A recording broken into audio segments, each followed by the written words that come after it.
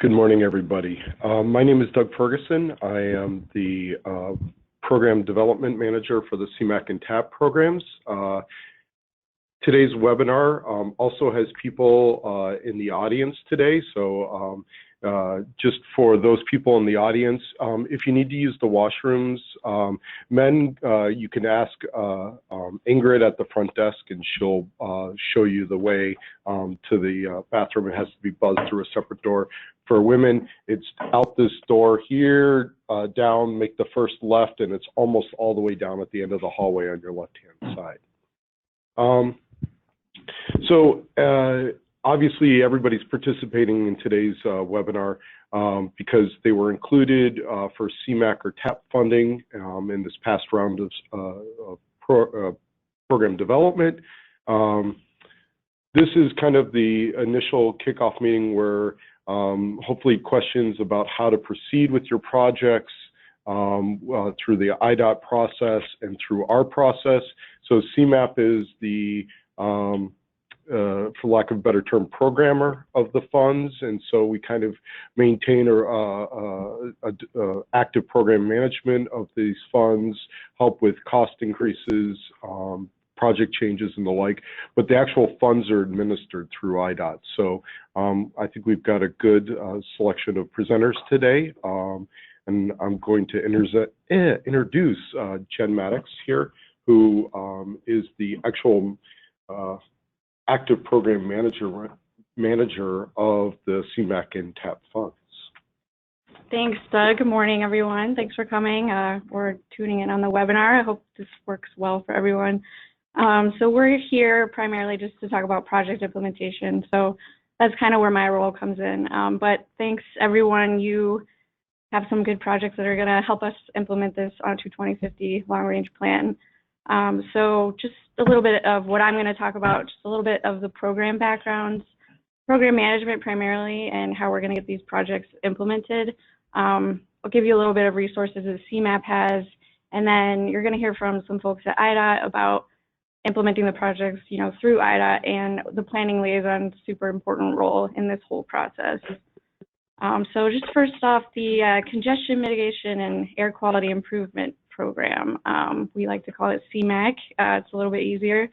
So this was authorized by the federal government back in 1991. So CMAP has been administering these funds shortly after that, 1992, I think. So all of the projects that were funded in this program are helping us reach those goals of reducing congestion and improving air quality in this region. So like Doug mentioned, we program and manage all these funds, even though they actually are coming through the state. The other program that is kind of tied into this whole process is the Transportation Alternatives Program. So this one is a little newer. This was authorized by MAP 21 in 2012. So I think we're on the 4th funding cycle now. So we tied it into the CMAQ process because that was working really well. So this program is about $10 million a year, while CMAQ is about $110 million a year. What we're using the TAP funds primarily at this point is to complete the Regional Greenways and Trails Plan. So all of the projects funded under the TAP program are connected to that plan in some way. So project implementation, you guys all got funded, so now we just need to kind of navigate the process of how we get those funds and how the projects actually get built. So our program policies for the CMAQ and TAP programs are a little bit add-on to like the federal policies, but these are federal funds. So everybody using these funds has to follow the federal guidelines through IDOT. This means that all the agreements, all of IDOT's forms have to match the CMAP TIP database, which is how the federal funds actually get authorized. So all of the funds in the CMAQ and TAP programs are programmed for specific project phases for specific projects. So all of the local match, the federal funds, all of the dollar amounts on the agreements have to match. So this is one role of your planning liaison. They're going to kind of coordinate and make sure that everybody's on the same page in this way. As far as project management through CMAP, fairly simple and straightforward. So I'm going to explain a little bit how this is going to work. So your first step is attending this initiation meeting today, kind of getting the just all the rules down. Just continue implementing your project as you would with any other project with federal funds according to schedule. We're trying to keep these projects on schedule, get these funds out the door. And we're going to ask that you provide status updates to Cmap staff and your planning liaison throughout the life cycle of the project. So we do have some project milestones for checking in on how the project is being implemented. Cmap has defined these as for phase 1 engineering, which most of these projects have already completed. That's going to be design approval. Phase 2 engineering is you've got your pre-final plans submitted to IDOT. Right-of-way needs to be certified by IDOT. And finally, construction is when it actually gets to letting. So the funding for each phase of your project has got 2 years after the initial program year to reach these milestones. So if you were funded for phase 2 engineering in 2022, you need to make sure that those pre-final plans get submitted to IDOT by the end of 2024. And the end is the federal fiscal year, which is September 30th. So if this doesn't happen, the project is subject to deferral, which I'll talk about in a little bit. So what this means is you really just need to be aware of how long it takes each phase to get completed and just plan around that. Be aware of how long it takes IDOT to process agreements. Be aware of CMAP's committee schedule, which I'll talk about a little bit, and just kind of make an implementation plan for your project. All right, so project deferral. We had a tough time with projects just kind of sitting there after they were funded, and various things outside of multiple people's control. The projects were just kind of sitting there, but the CMAQ funds were tied up. We couldn't use them for other things. So we decided to implement a policy just called project deferral. So basically, if you don't meet one of those milestones for your phases, the rest of the funds in the project are going to get withdrawn, and the project will just be considered deferred. So then you have to complete one phase at a time after that. Basically, if you don't complete phase 2 engineering and you've got funding for right-of-way and construction as well, we'll remove all of the funding. You complete phase 2, then you can ask for the right-of-way funding back. Then once you complete the right-of-way, then you're ready to ask for construction back. So this can only happen if A, there's funding available, and B, that the project is actually ready. And so again, this is all just keeping your planning liaison in the loop. They know the committee schedule. They know all of these kind of policies. So we do try to avoid project deferral as much as possible. When you keep us up to date on your project status, staff is able to kind of move things around to avoid that as much as possible. So these status updates, we ask for them formally twice a year, once in the spring and once in the fall.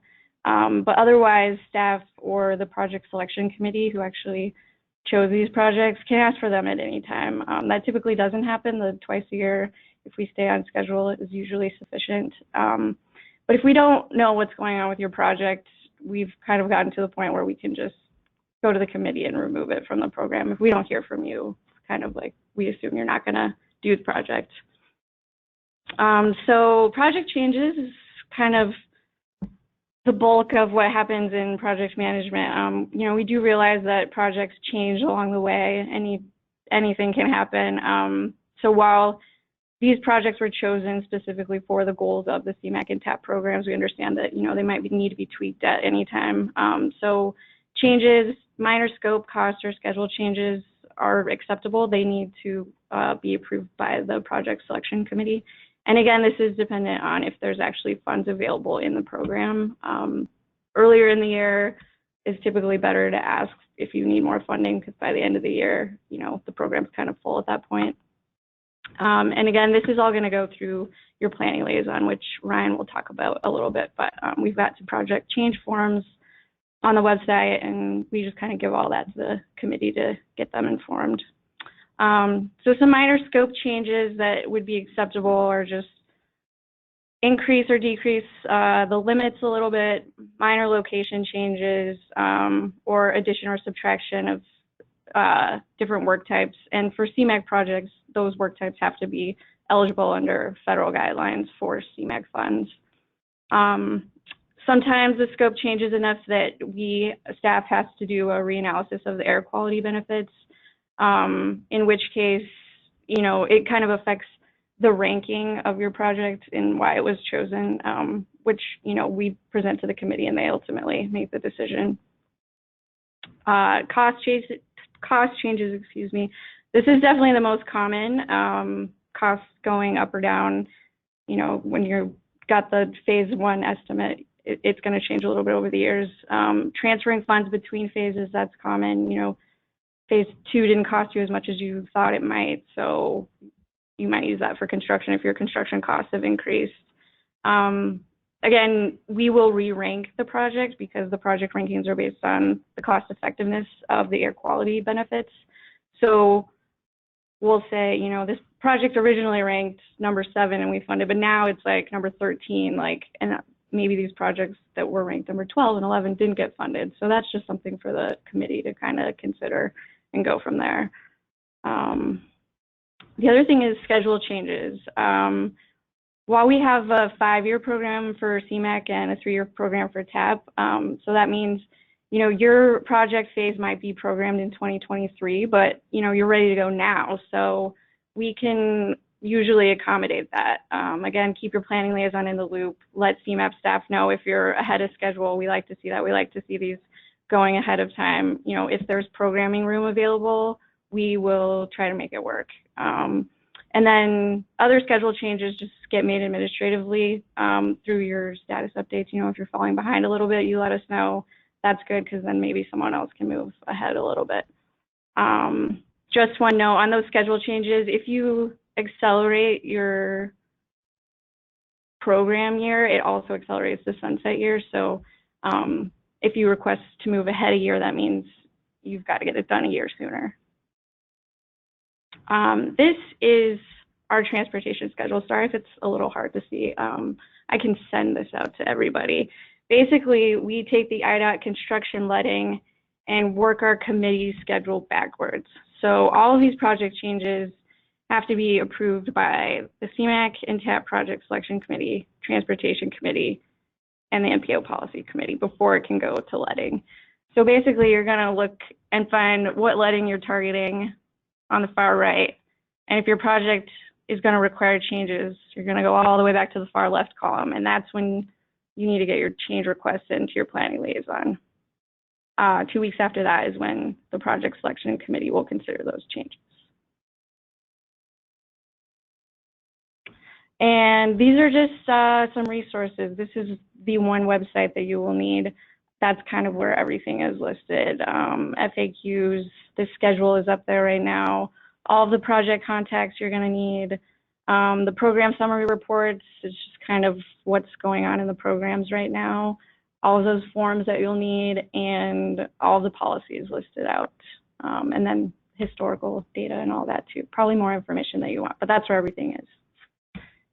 And I'm happy to take any questions now, and Doug and I are your people to contact with questions in the future, but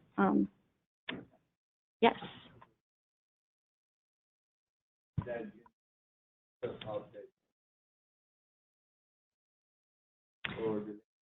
Yeah, so the question was about status updates twice a year. So I will request those through the planning liaisons, and your planning liaison will be in touch with you to collect that. Pretty much everything goes through the planning liaison. Were there any questions in the chat? So there was one question about the PowerPoint, whether it would be available for download. We didn't get them uploaded into the system beforehand, but we will be posting them on the Cmap website, and everybody who's participating either in person or on the webinar will send out a link to the presentations from today. Okay. Anything else? Nope, that's it so far. All right, great. Well, thank you. I'm going to pass this on to Ida now. Temi? Currently 54 people are signed up online. There was one question that just came in about the schedule for each project. whether it was available. I'm assuming they mean like, yeah, I'm not sure if it's referring to the transportation schedule or each spot, like each project's like sunset years. Okay. All right. Okay. Good morning. My name is Tammy Lattenwell. I am the Federal Aid Agreement Technician for the Illinois Department of Transportation. We will be going over IDOT's project fund management.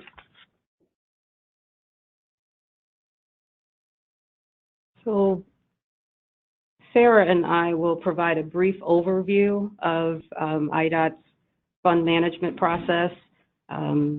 It will include discussing federal guidelines, IDOT project administration, which includes the project program information form or PPI form, quality-based selection, the local agency agreements, invoicing and reimbursement process, final invoicing and project closeout. So all CMAQ funds are federal funds, and they are required to follow federal guidelines. The FHWA and IDOT have a oversight and stewardship agreement that sets aside some requirements for IDOT to follow and make sure that all of our project funds follow. Part of that is having an agreement in place, getting the funds federally authorized, making sure the project advances, and the project is reimbursed. In December of 2014, the FHWA, through the Code of Federal Regulations, added some additional requirements to project fund management. And they included adding period of performance requirements, as well as final invoicing requirements and closeout of the project. The FHWA has created federal aid for essentials for local public agencies website, so that the local agencies can get kind of a layman's view or information on program management, project development, environmental requirements, civil rights, right-of-way, project construction, and contract administration. There is more information there than you probably want. It is available on the FHWA website, and you should take advantage of that to help facilitate your projects. Does anyone have any questions? All right, well, now we'll proceed with discussing the project program information form.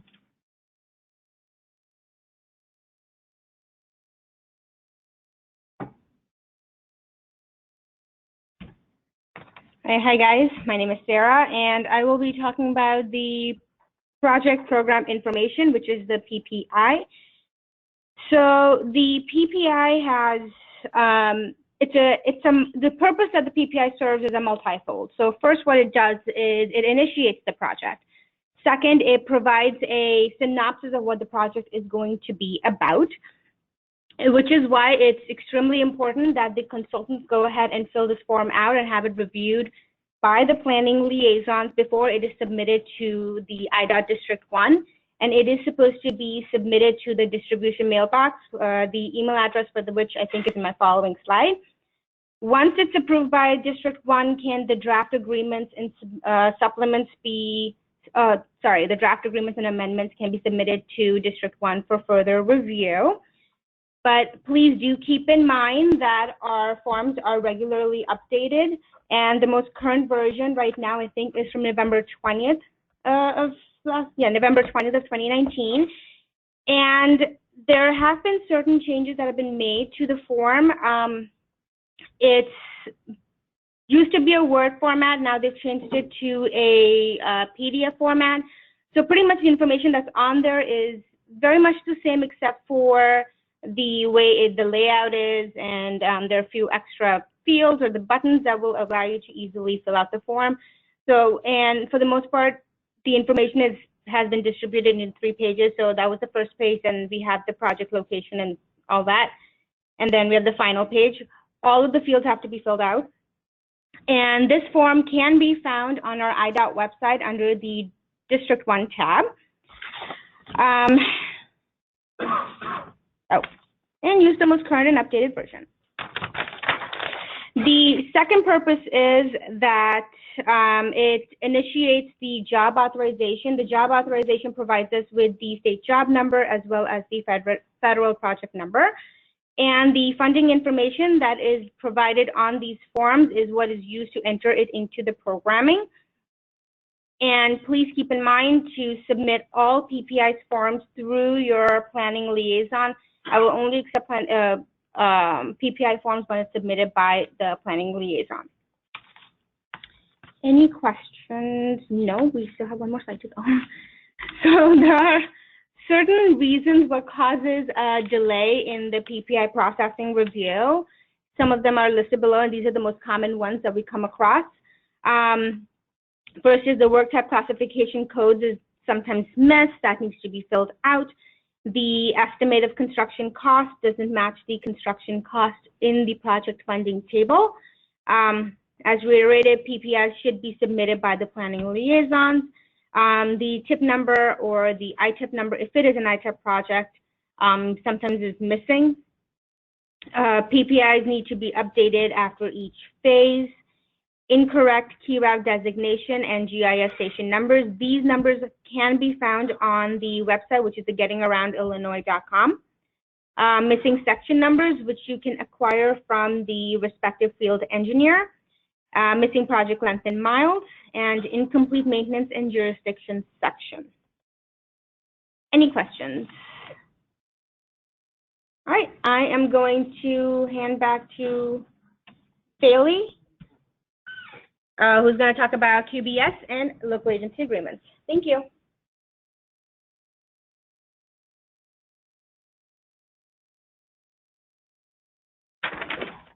Good morning, I'm Bailey, and today I'm going to be discussing the agreement for the Bureau of Local Roads and Streets.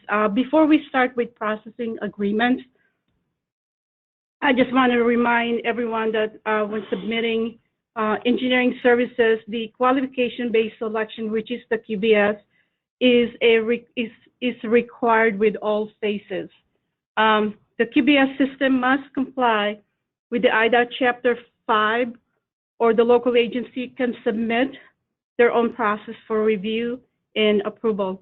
The documentation of this process is submitted through the district and to the central office for review and approval prior to using them on any federal aid projects.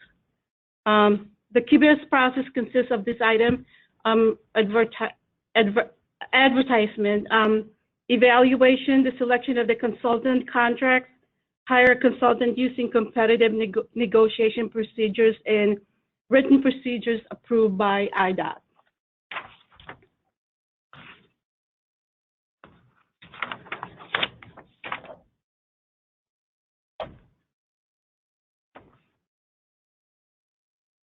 Once the PPI is approved, the local agency and consultant can then proceed with submitting the draft agreements for review and processing. Please note, once the draft agreements are submitted to the district and to central office in Springfield, no changes can be made.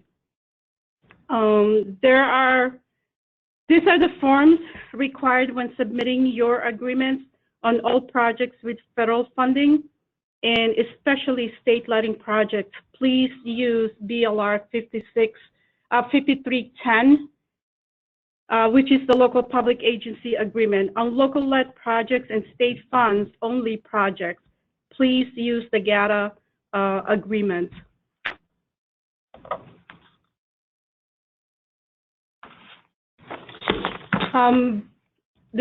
We know at the district and central office, we've been asking about the status of your, of your agreements. The district is aware of the long delays with agreement process. Some of the issues that the district and the central office have are related to programming, staff issues in the multi-year program. We have been informed that the agreement area in central office is fully staffed, and the multi-year program has been approved as of October 21st, 2019. Current processing has been going on for 4 months or more. However, with the fully staffed and approved multi-year program, the goal of the central office and the district is 2 months, so it's good news.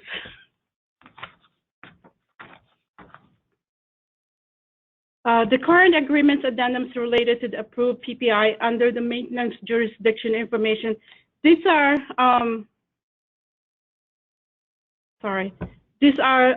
all some of the addendums required when submitting your agreement. If you have maintenance, LPA's jurisdiction, traffic signals, lighting, sidewalks, railroad, funding, and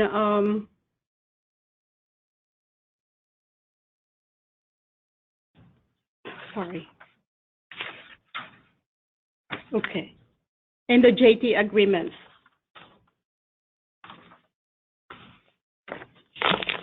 This is some of the next slide exhibits some of the delays that the district experienced in processing the local agency agreements. When submitting local agency and consultants making changes to the agreements, agreement is submitted prior to PPI being approved. The PPI agreement and the TIP do not match. Submitting phase 2 agreements without design approval. There are missing exhibits such as your location map or railroad agreements.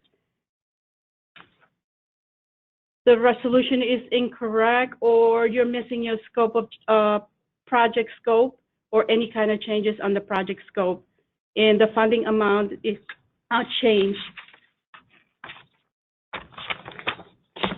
That's all. Thank you. Any questions? Okay. Yes. So in that, we're obviously going to June business. Question: as we are not asking for federal money on engineering, why would we do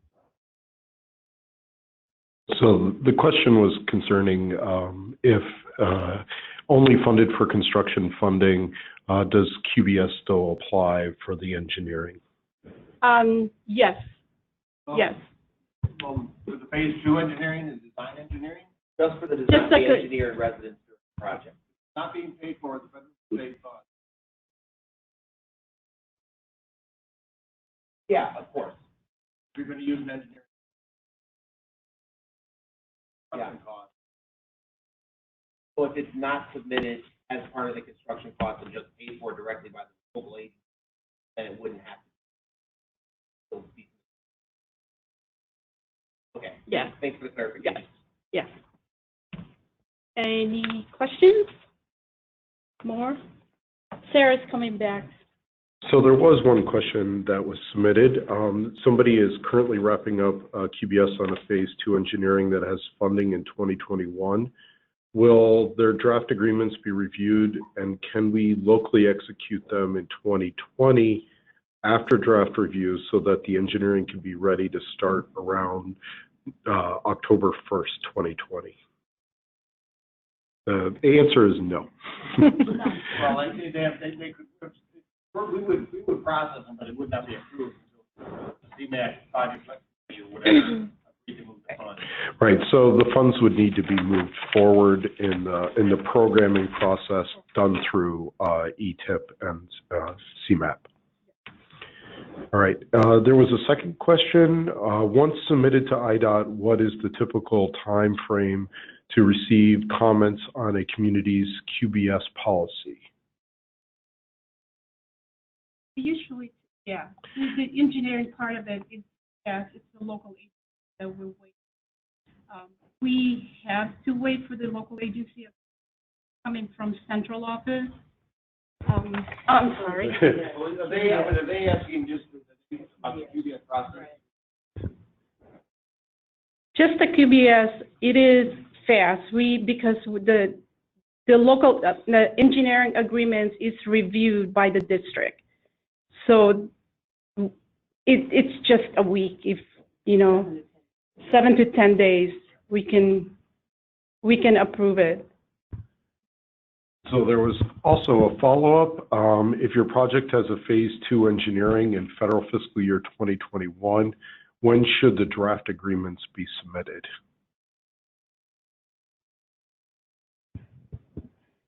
Phase 2. Phase 2.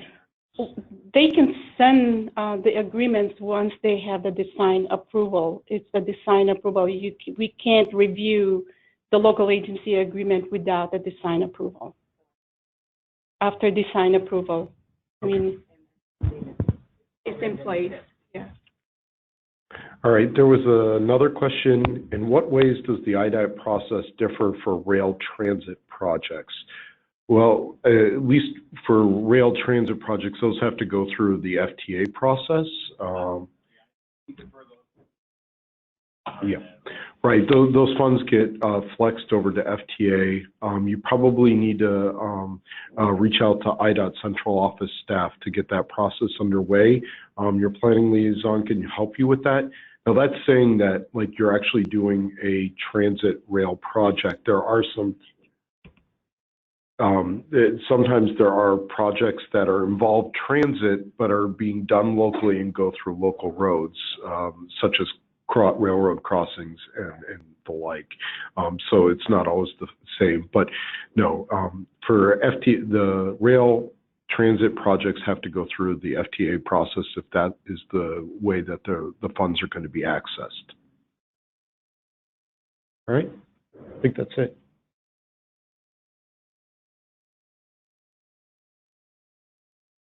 We can go? Okay. Oh, of course, as soon as I say that's it, the questions start rolling in. I saw a couple of questions pop up, so stop. Yeah, let's see. And I'm trying to follow some of these threads. Construction is expected in July 2021. When is the best time to submit a draft phase 3 agreement? Yeah. Right, so the timing should be following the IDOT letting schedule for when to submit those. There was another question, can a local agency build a portion of a state route with its own funds? The project is currently phase 1. So you probably need to coordinate with the District 1 field engineers on that. Like that's where you need to start. Am I correct on that? Yeah. So before you start doing anything as far as agreements are concerned, you need to have probably a sit down with the field engineering staff. All right, I think we've covered all the questions. If I've missed anyone, please just send the question through the chat again. Thank you. All right. So I will be talking about local agency invoices. So to start off, it is preferred for local agencies to submit their invoices on a monthly basis, that is 30 days. However, according to the federal guidelines requirement, it is mandatory to submit the invoices every 90 days to keep the project off of the fire list. Fire list is something I will go over in just a moment. The entire process, that is from receiving the invoice, reviewing it, and then it being reimbursed, takes about 45 days to complete. And then once again, invoices have to be submitted to through the District 1 distribution mailbox. The email address is on the slide. Now, for a invoice to be deemed as complete, it requires a certain set of forms, which are as follows. The BLR 5620, which is like the cover sheet, kind of provides what the invoice is, what the amount is going to be, what the service dates are, so on and so forth. Followed by the BLR 5621. Now, the BLR 5621 has been divvied up into 3 parts. First being the engineering progress report. Second, the personnel summary and direct cost summary. Finally, the cost plus fixed fee. Now, all of these forms have to be accompanied with their supporting documentation. I know these forms also come with an instruction sheet, so you can follow that as well. If the invoice is a final invoice for phase 1, phase 2, and construction engineering, then the BLR 5613, which is the final engineering payment report, is required to be submitted along with the invoice. Otherwise, it will be returned to the local agency. Now, there are some key points I'd like to note. First, local agencies can start invoicing once the agreement has been approved by the central office. As mentioned before, it is mandatory that the invoices are submitted every 90 days per the federal guidelines to avoid the project being ended up on the fire report.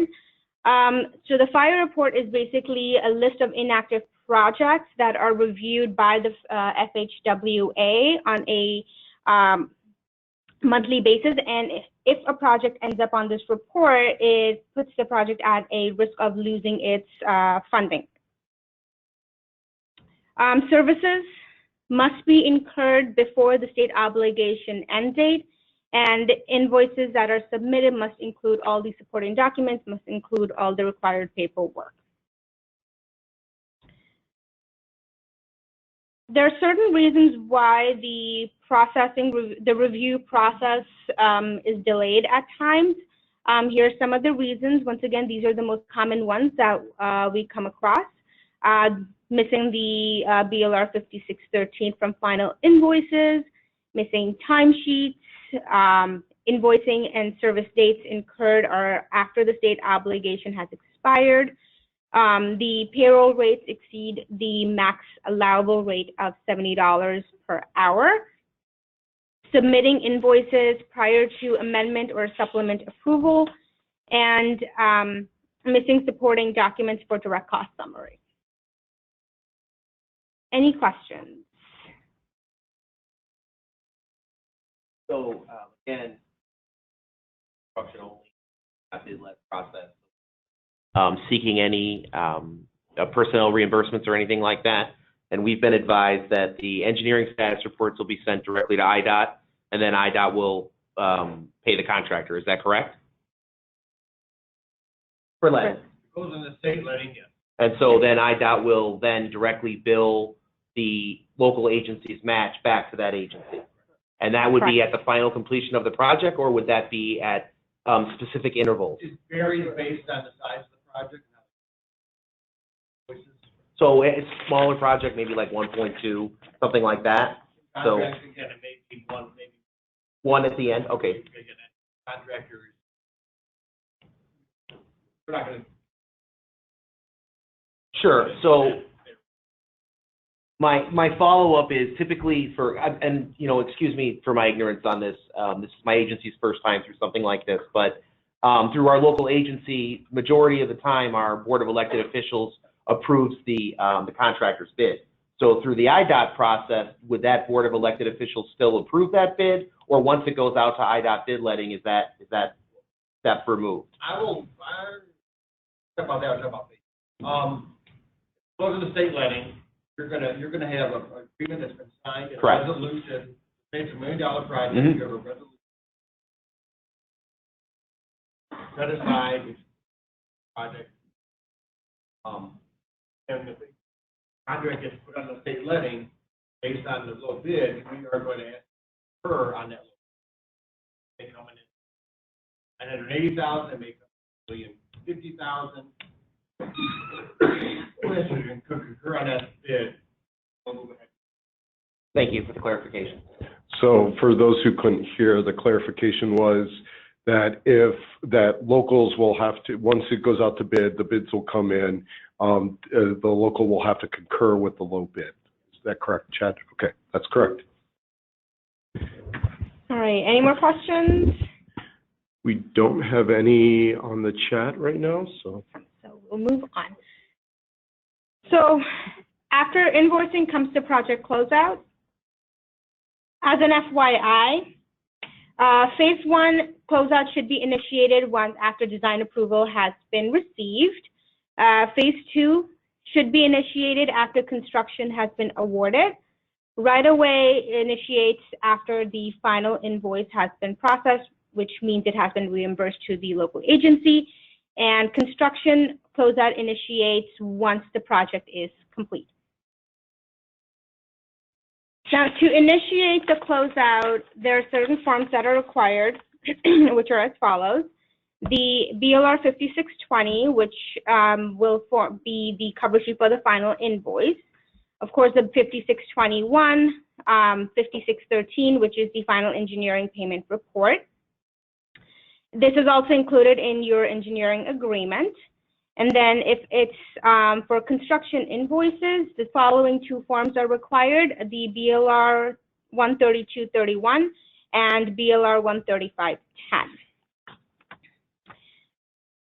So please be aware of the following state funding guidelines. The first one is the agreement provisions for state obligation, which is local agency agrees to complete this phase of the project within 3 years from the date this agreement is approved by the state if this portion of the project described in the project description does not exceed $1 million, and it's 5 years if the project costs exceed $1 million. Then I had the agreement provisions for state requirements for closeout, which is local agency agrees that upon completion of this phase of the improvement, the local agency will submit to the state a complete and detailed final invoice with all applicable supporting documentation of all incurred costs, less previous payments, no later than 1 year from the date of completion of this phase of the improvement. If a final invoice is not received within 1 year of completion of this phase of the improvement, the most recent invoice may be considered the final invoice and the obligation of the funds closed. Any questions? One online. So there was one online. The question is 45-day IDOT reimbursement review. Is that D1 and central office review combined or just District 1? No, that's District 1 and central office combined. So, yep, so combined. Yes. And then I'm going to have Tammy come back to talk some more. To summarize, there are some key things to remember when processing projects through IDOT. First is the letting schedule. It's very important that you keep an eye on the letting schedule. It allows us and you, local agencies and consultants, to know the process and dates and important dates for submitting documentation for construction projects. The other things are to be aware of in the federal fiscal year and state fiscal year. During the state fiscal year, there is a shutdown. So agreements aren't being processed. Invoices continue to be processed, but agreements are shut down and not processed during the end of the fiscal year, of the state fiscal year. The same occurs at the end of the federal fiscal year, where we will not be able to get federal authorization on projects, and you need to keep that in mind when you're processing agreements. The other thing, we want to make sure that you're invoicing on a quarterly basis. You do not want to get on the federal fire report. They're being a lot less lenient in allowing projects to proceed. The other thing is important is that there are federal and state end dates attached to all agreements that are executed. Those end dates are tied to the execution and authorization of the agreement, so you need to include those dates in your progress schedules so that you're mindful of submitting documentation and closing out the project in a timely manner. As well, closing out the project is also very important. The FHWA, if there is inactivity and the project isn't moving forward and you reach those end dates and we don't hear from the local agencies, the FHWA will initiate closeout. However, those closeout documents are still required. That's all I have. Next, I will invite Chad to come up, who is the Bureau Chief of Local Roads, to discuss the Phase 2 coordination.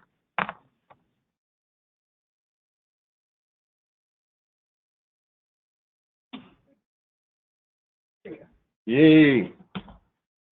I have no slides. I'm live. Again, I want to acknowledge Temi, Sarah, and Staley for doing their work. I know that's very lengthy and detailed, but it's very necessary because, as you all know, and has been told, IDOT is the processing agency for these projects, where Cmap does the monitoring and manages the projects. But we need to emphasize that there's not just getting the projects out to letting, getting them built. It's all the post-construction, it's all the post-phase processes that we have to make sure are met, because the federal government, in this case, many of these projects, they're funding 80% of your project. So with that happening, you know, you have to realize there are extra hoops you have to jump through and extra requirements that we want to make sure are followed, and they get processed so that we can keep this programs going. Moving ahead, I want to talk a little about the phase 2 processes. Most of these projects that are on the Cmap and TAP-L program have already had design approval, which means your phase 1's done. You're ready to move into the design phase. So with that, you have two different forks in the road you could take. If your project is funded for phase 2 with the federal funds, you need to go through the process of coordinating with your plan liaison to get your PPI forms in, get all the work done to get your QBS done for your engineering, get your agreements processed, move ahead to get that phase 2 engineering design phase authorized so that you can have your consultant under contract, at which point then you could hold a kickoff meeting with IDOT to talk about scope and schedule for your project moving on. The other thing we want to emphasize, which sometimes we fall into a little black hole, is if you have no phase 2 funding through the Cmap program or through other sources, you're funding it locally, we still need you to work right now to get a PPI form in to discuss when you're targeting a letting, and to work when you have your engineer under contract with your local funds to initiate a phase 2 kickoff meeting. We will not process any plans without a phase 2 kickoff meeting on file, and that needs to be coordinated through IDOT staff. We do not want plans to show up on a pre-final due date that we have no idea was coming. It causes a lot of hectic activity between the planning liaison, our programming activities, as well as Cmap, that these projects came up last minute. So again, emphasize the coordination for all these kickoff meetings should be done through the PL. So when you're ready to initiate phase 2, contact the PL, they'll contact our phase 2 coordinator, who is Ms. Carmen Ramos, and our staff will then work you through that process. The one thing I want to emphasize is people are asking, okay, IDOT letting schedule, which is available, at IDOT, it's in all the conference rooms, as well as it's also online.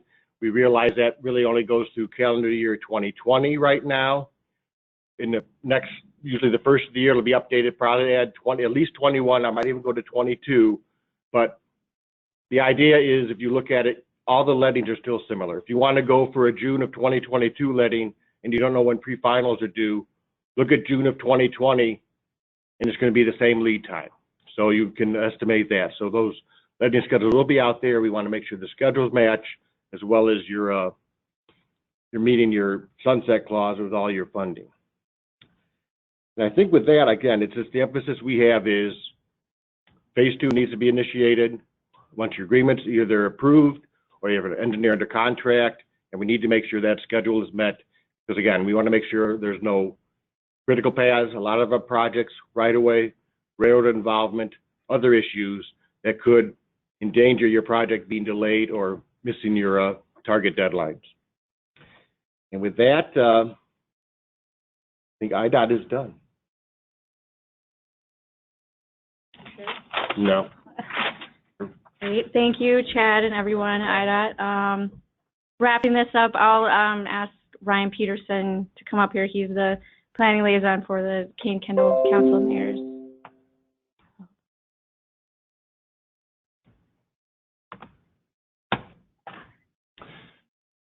Good morning, everyone. As Jen said, I'm Ryan Peterson. I'm one of the planning liaisons for the Kane-Kendall Council of Mayors, and today I'm going to be talking a little bit about the role of the planning liaison in the IDOT and the Cmap process. So what is a planning liaison? Essentially, we are here to act as a resource and ensure that these projects get done, whether it's Cmap or an IDOT project. we want to see our member municipalities complete their projects, and that's what we're here to help with. So as the diagram on the right here displays, we are here to kind of act as the middleman between the IDOT and the CMAP processes and answer any questions that you might have about those. We also manage the STP funds for each council, which is a big part of our job, but today we're just going to be talking mostly about the CMAQ and TAP programs and the role that the planning liaisons play in those. So there are 11 different regional councils throughout the 7-county region. The map here shows them. If you don't know which council you're in, take a look at the map. It'll let you know. And if you don't know who your PL is, you can, on the next slide, I'll have the list of all the PLs as well.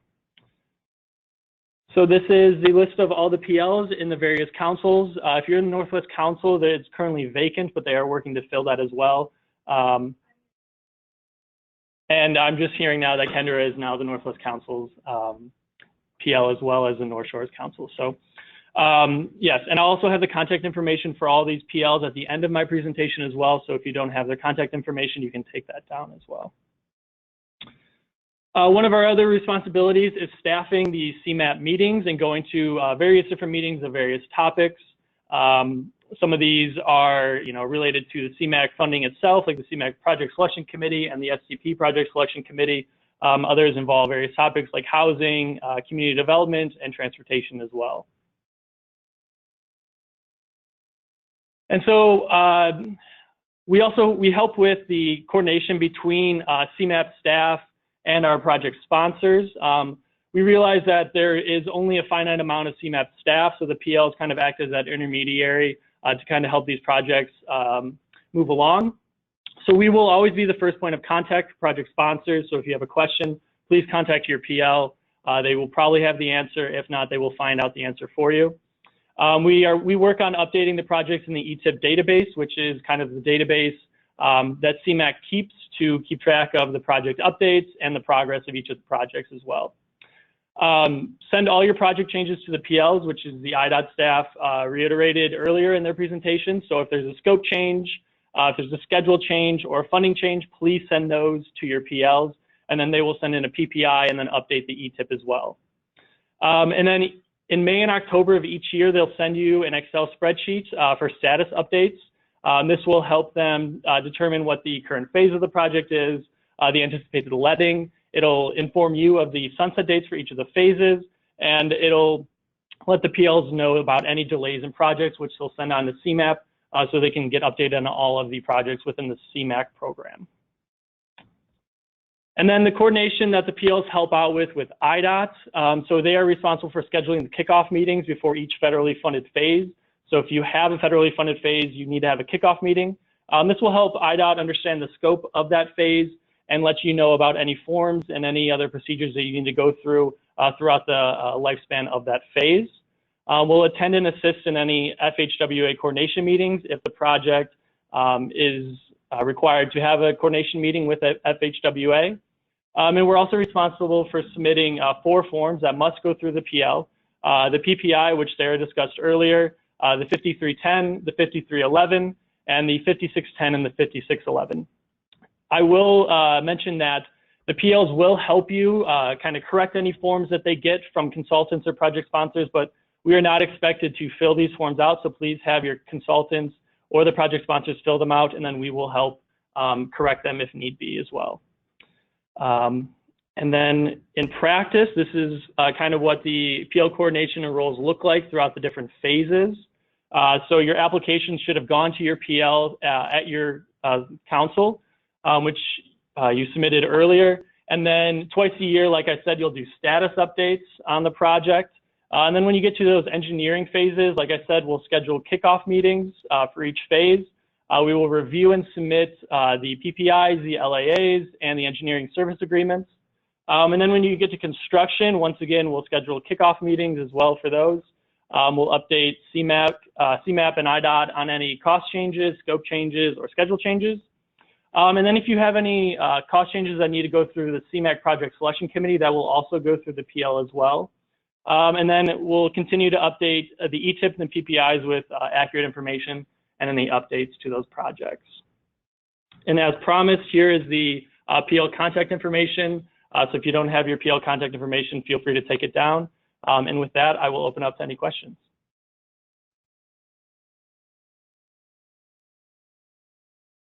Well, right now we don't have any questions in the chat box. I would add that all the PL contact information is also posted on the Cmap website, several places, including under the CMAQ and TAP program administration and also the STP program. So there's no questions. Do we have any other questions for like any of the other presenters or Cmap staff? We'll just give it a minute on the chat. Sometimes it takes a little bit of time for people to type in.